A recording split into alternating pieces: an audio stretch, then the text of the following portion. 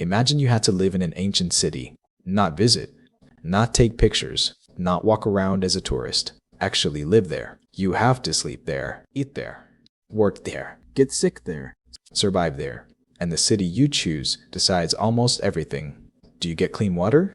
Do you have food? Are the streets safe? Can you find work? Can you avoid disease? Can you speak freely? Can you move up in society? Or are you one bad harvest, one invasion, or one infection away from disappearing? Today we are ranking 8 of the most interesting cities in ancient history. Rome, Athens, Babylon, Alexandria, Tenochtitlan, Mohenjo-daro, Chang'an, and Constantinople. To make this fair, each city gets judged by 5 categories: food and water, safety, cleanliness, opportunity, and overall quality of life. At the end, one city wins. And honestly, the winner might not be the one people expect. Let's start with the most famous city on the list, Rome. At its peak, Rome was one of the largest cities the ancient world had ever seen. A city of crowds, noise, politics, soldiers, slaves, merchants, temples, baths, apartment blocks, street food, public games, and constant movement. If you lived in Rome, you lived at the center of the world. That was the upside. Food came in from across the empire. Grain was shipped from places like Egypt and North Africa. The state even distributed subsidized or free grain to many adult male citizens. That means if you were a Roman citizen, you had access to something rare in the ancient world, a city that was actively trying to keep its population fed. Rome also had aqueducts. Not one, not two. By the imperial period, the city was supplied by multiple aqueducts bringing huge amounts of water into the city. That water fed fountains, baths, latrines, and public buildings. For an ancient city, this was a massive advantage. If you were poor, you probably did not have private plumbing. You still lived in cramped conditions. You still carried water. You still dealt with waste, smell, smoke, and disease. But compared with many ancient cities, Rome's public water system was incredible. And then there were the baths. Roman baths were not just places to wash. They were social centers. You could meet people, exercise, relax, talk business, hear gossip. For ordinary people, that mattered. Rome gave people public life. But Rome also had serious problems. It was crowded, very crowded. Many poor people lived in multi-story apartment blocks called insulae. These could be badly built, cramped, noisy, and dangerous. Fires were a constant threat. Disease spread easily. Crime existed. Slavery was everywhere. Politics could turn violent. And if you were not a citizen, or if you were enslaved, Rome looked very different. So Rome scores high for food, water, entertainment, and opportunity. But it loses points for crowding, inequality, disease, and danger. Rome is impressive. But comfortable? Only if you were lucky. Next is Athens. Athens has one of the best reputations in history. Democracy, philosophy, theater, art, debate, the Parthenon, Socrates, Plato, Aristotle. If you were an adult male citizen, Athens could be extraordinary. You could vote. You could speak in the assembly. You could serve on juries. You could participate in politics in a way most ancient people never could. That is a huge deal. For a citizen man, Athens offered something rare, a voice. But here is the problem. Most people in Athens did not get that voice. Women did not participate in democracy. Slaves did not participate. Foreign residents, known as medics, did not participate. And Athens depended heavily on slavery. So when people say Athens invented democracy, that is true. But it was not democracy for everyone. If you were a citizen man, Athens might be one of the best cities in the ancient world. If you were a woman, a slave, or a foreigner, it drops very quickly. Athens was also not as strong on infrastructure as Rome. It had culture. It had ideas. It had public life. But it did not have Rome's giant water system, public baths, grain machine, or imperial logistics. So Athens scores extremely high for intellectual life and political participation if you are in the right group. But for ordinary survival, it is not the strongest. Great place to think. Not always the best place to live. Next is Babylon. Babylon was one of the legendary cities of the ancient world. Massive walls, temples, palaces, the Ishtar Gate, the processional way. The name itself became a symbol of wealth, power, and urban greatness. Under Nebuchadnezzar II, Babylon was one of the most impressive cities on earth. If you entered through the Ishtar Gate, with its blue glazed bricks and animal reliefs, it would have felt almost unreal. This was a city built to impress you. Babylon also sat in Mesopotamia, one of the great agricultural regions of the ancient world. Irrigation, canals, grain, trade, administration. This was not a random settlement. It was a powerful imperial capital. But Babylon is difficult to rank because much of what people imagine about it is mixed with legend. The Hanging Gardens are famous as one of the 7 wonders of the ancient world. But historians still debate whether they actually existed in Babylon or whether later writers confused them with gardens somewhere else. So we cannot give Babylon points for something uncertain. What we can say is this: Babylon was powerful, wealthy, and monumental. But for an ordinary person, life probably depended heavily on your class, your labor obligations, and your relationship to the palace and temple economy. It was not a free modern city. It was an imperial center. Great if you were elite. Much harder if you were a laborer, farmer, captive, or servant. Babylon scores high for wealth, food systems, and grandeur. But it loses points because ordinary life was probably controlled, unequal, and dependent on empire. Amazing city. Not necessarily the best life. Next is Alexandria. Now this one is dangerous, because Alexandria might be the coolest city on the list. Founded by Alexander the Great in Egypt, Alexandria became one of the great intellectual and commercial centers of the ancient world. It had harbors, palaces, wide streets, Greek architecture, Egyptian influence, Jewish communities, merchants, scholars, ships coming from across the Mediterranean, and of course the Library of Alexandria. The library was part of the Malsion, a research institution dedicated to knowledge. It was not just a building full of books. It was a symbol of what Alexandria was trying to be, the brain of the ancient world. Then there was the Lighthouse of Alexandria, the Pharos, one of the 7 wonders of the ancient world, a giant structure guiding ships into one of the most important harbors in the Mediterranean. If you were educated, wealthy, or connected to trade, Alexandria could be incredible. You could live in one of the most cosmopolitan cities on earth. You could hear different languages, see different gods worshipped, buy goods from far away, watch ships arrive from everywhere. But Alexandria had problems too. It was ruled by kings, not by citizens. It had ethnic divisions. Greek elites, Egyptian locals, Jewish communities, and other groups did not always live peacefully together. There were tensions, riots, and political struggles. And, as in most ancient cities, slavery and inequality were part of the system. So Alexandria scores extremely high for trade, culture, knowledge, and opportunity. But it loses points for political instability, social tension, and inequality. Still, if you wanted an ancient city that felt like the center of the world, Alexandria is one of the strongest candidates.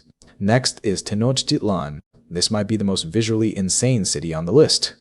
Imagine a city rising out of a lake, causeways connecting it to the mainland, canals running through neighborhoods, canoes moving through the city like traffic, temples rising above the water, markets packed with goods, artificial farming islands called chinampas producing food around the city. This was Tenochtitlan, the capital of the Aztec Empire. By the time the Spanish arrived, it may have had over 200,000 people. That made it one of the largest cities in the world at the time, and the engineering was brilliant. The city used causeways, canals, bridges, aqueducts, and chinampas to turn a lake environment into a giant urban machine. Fresh water came in through aqueducts. Food came from chinampa agriculture. Transportation worked through canals and footpaths. Markets were huge. Cleanliness also seems to have impressed the Spanish. People bathed frequently. Streets and markets were organized. The city was not a primitive village. It was a major urban civilization. So why does it not automatically win? Because Tenochtitlan was also the capital of a militarized tribute empire. Many goods flowed into the city because conquered peoples were forced to send tribute. War captives and ritual sacrifice were part of the system. If you were living in the capital as a member of the dominant society, life could be impressive. If you were from a conquered group, the city looked very different. Also, the city's environment was fragile. A lake city is brilliant when the system works, but it depends on careful water control. And when the Spanish siege came, that same geography became a trap. So Tenochtitlan scores very high for engineering, food production, cleanliness, markets, and beauty. But it loses points for violence, tribute, and political risk. Still, for urban design, it may be one of the most impressive cities ever built. Next is Mohenjo-daro, and this is where the ranking gets interesting. Because Mohenjo-daro does not have the same dramatic reputation as Rome or Babylon, we do not have kings with famous names. We do not have giant victory stories. We do not even fully understand the writing system of the Indus civilization. But if the question is quality of life, Mohenjo-daro suddenly becomes very hard to beat. This city existed more than 4,000 years ago in the Indus Valley. And it had something many later cities failed to provide: urban planning, streets laid out in a grid, buildings made from baked bricks. drainage systems, wells, bathing areas, wastewater channels, the Great Bath. UNESCO describes Mohenjo-daro as a well-planned, baked brick city with public baths, wells, soak pits, and an elaborate drainage system. That is insane for the Bronze Age. In many ancient cities, ordinary people lived surrounded by waste. In Mohenjo-daro, many houses had access to water and drainage. That does not mean it was clean by modern standards. But compared with the ancient world, the attention to sanitation was remarkable. And that matters. Because in an ancient city, cleanliness is not just comfort. It is survival. Bad water kills. Waste kills. Crowding kills. Disease kills. A city that handles water and waste well is giving its people a real advantage. Mohenjo-daro also seems less obviously centered on giant royal monuments than Egypt or Mesopotamia. We do not see the same clear evidence of massive palaces or huge statues of kings. That does not mean it was equal. There were almost certainly social differences, but the city's investment in ordinary urban infrastructure is striking. The downside is uncertainty. We do not know enough about its politics. We cannot read its script. We do not know exactly how power worked. We do not know what rights people had. We do know the city eventually declined, probably through a mix of environmental and social pressures still debated by scholars. But if we are ranking daily life, Mohenjo-daro scores incredibly well for planning, water access, drainage, and livability. It may not be the flashiest city, but it might be the most comfortable. Next is Chang'an. Tang Dynasty Chang'an was one of the greatest cities in world history. At its height, it may have had around 1 million people inside the walls, with even more in the surrounding region. This was not just a Chinese capital. It was a world city, a Silk Road capital, a place where merchants, monks, diplomats, artists, and travelers from across Asia could appear. Buddhists, Taoists, Zoroastrians, Nestorian Christians, Central Asians, Parisians, Sogdians, Koreans, Japanese envoys. Chang'an was cosmopolitan in a way that feels surprisingly modern. The city was carefully planned. It had a grid layout, large avenues, walled wards, imperial palaces, markets, religious institutions, government offices. If Rome felt chaotic, Chang'an felt ordered. That order was a strength. It made the city administratively powerful, but it also meant control. The city had curfews. Ward gates could close. Movement was regulated. Markets were controlled. This was not a free-flowing modern city. It was a capital designed by the state. If you were connected to trade, government, religion, scholarship, or elite culture, Chang'an could be extraordinary. The food, art, poetry, religious life, and international contact were world-class. But ordinary life still depended on status, and the city was vulnerable to political shock. The Yan Lushan rebellion in the 8th century devastated the Tang world and damaged Chang'an's golden age. So Chang'an scores extremely high for scale, culture, planning, trade, and opportunity. But it loses points for heavy state control and political vulnerability. Still, if you wanted to live in one of the most advanced cities of the medieval world, Chang'an is near the top.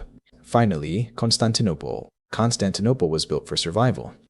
Located between Europe and Asia, controlling access between the Black Sea and the Mediterranean, it had one of the best strategic positions of any city in history. It was rich. It was fortified. It was religiously important. It was politically powerful. And it had the Theodosian walls. These walls were among the strongest defensive systems ever built. For centuries, they helped protect the city from armies that destroyed or conquered almost everything else around them. If you lived in Constantinople during a strong period, you lived inside one of the safest major cities in the world. Safety matters. In the ancient and medieval world, cities could be burned, sacked, starved, or erased. Constantinople's walls gave it something rare: time. It could survive sieges that would have destroyed other cities. It also had aqueducts, cisterns, churches, markets, palaces, and the hippodrome. It was a capital of empire, a center of trade, a religious center, a city full of ceremony, wealth, and status. But Constantinople was not perfect. It had riots.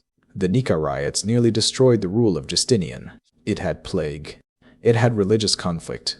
It had class inequality. And during sieges, being inside the safest city in the world could also mean being trapped inside it. Still, compared with many ancient cities, Constantinople offered a powerful combination: defense, water storage, trade, government, religion, prestige, opportunity. It may not have been as clean as Mohenjo-daro. It may not have had the same intellectual glamour as Alexandria.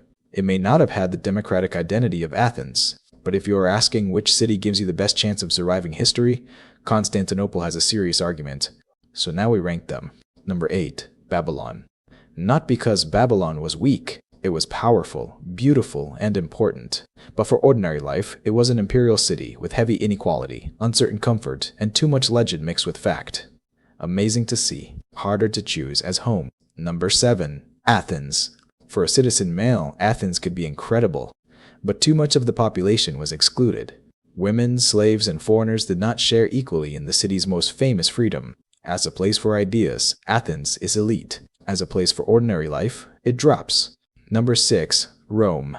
Rome had food supply, water, entertainment, baths, and opportunity. But it was also crowded, unequal, dangerous, noisy, dirty, and full of disease risk. It was the ancient world's megacity. And megacities are exciting, but they are not always comfortable. Number 5, Tenochtitlan. The engineering was brilliant. The markets were huge. The canals, causeways, aqueducts, and chinampas were extraordinary. But the militarized tribute system and ritual violence make it harder to call it the best place to live. If you were inside the winning group, life could be impressive. If not, very different. Number 4, Alexandria. A world city of trade, knowledge, ships, libraries, and ideas. Possibly the most exciting city on the list. But ethnic tension, monarchy, inequality, and political instability hold it back. Still, if you were educated or connected to commerce, Alexandria might be the best life. Number 3, Chang'an. Huge, planned, wealthy, cosmopolitan, and connected to the Silk Road. One of the greatest capitals ever built. But the same order that made it impressive also made it controlled.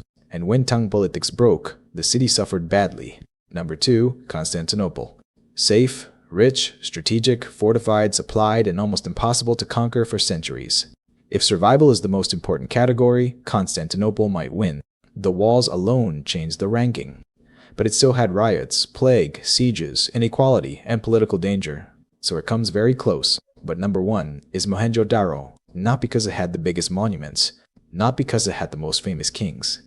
Not because it conquered the world. But because for an ordinary person, it may have offered something more valuable. A city that actually worked. Planned streets. Baked brick houses. Wells. Drainage. Bathing areas. Waste systems. Public infrastructure. More than 4,000 years ago, Mohenjo-daro was doing things that many later cities failed to do properly. That does not mean it was paradise. It was still ancient. There was still disease. There was still hard work.